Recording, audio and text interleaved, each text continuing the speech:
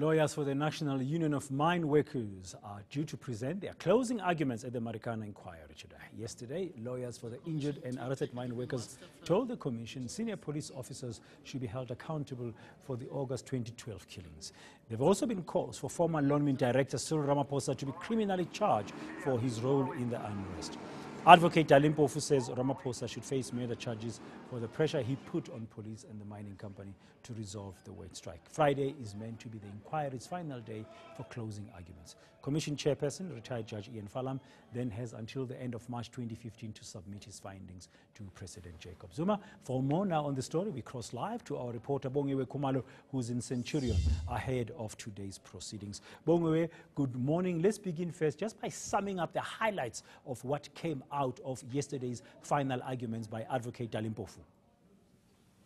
Good morning, Dan. Just as you know, a summary, one of the things that came out is the fact that police, according to legislation, were required to issue a warning to the protesters before opening fire. And we do know that the man that has been seen to be at fault here is Colonel Khaleds, Brigadier Khaleds, in fact, who was said to be one of the operational commanders on the ground. And also one of the things that came out, Advocate Dali Mpofu saying that if Deputy President is not, Cyril Ramaphosa is not going to face any charges at all, then no one must also be charged. And also saying that he believes that the Deputy President, who was who's now the former Lonmin Director, was the source of political pressure, saying that he had no business calling around, and even going further than saying that if anyone is going to believe that Lonmin, as well as their former non-executive director, Cyril Ramaphosa, were actually concerned about the loss of life, then that person would believe anything. And he says that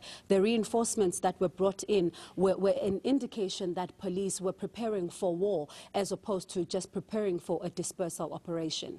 Well, just to ask you, I remember at the beginning of this, there was a lot of talk about the provincial police commissioner's role at the time. In their final arguments, did Advocate Dali Mpofu also refer to the provincial police commissioner at the time when the massacre happened in 2012?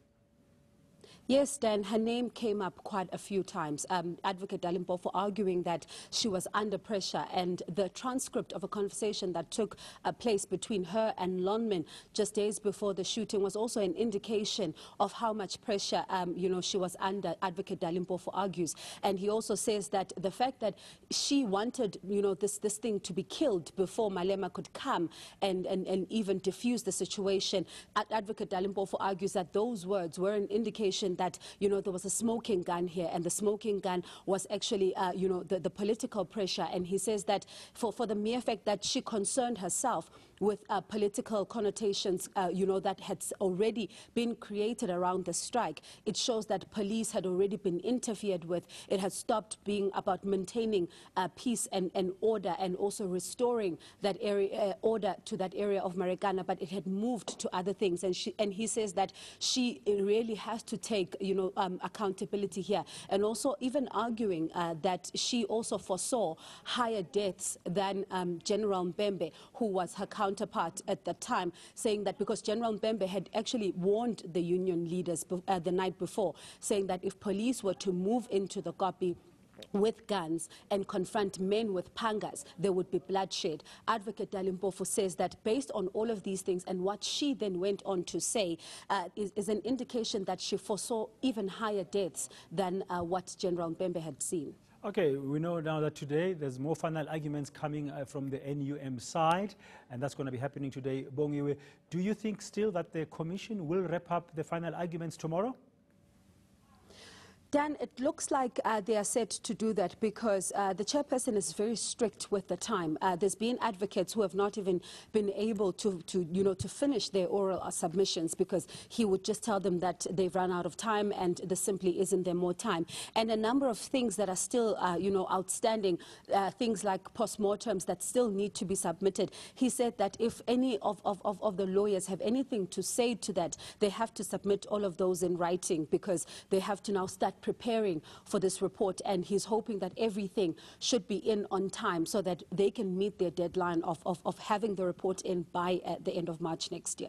Thank you very much. That's eNCA reporter Bongiwe Kumalo live to us from Centurion, where that Marikana Commission is taking place.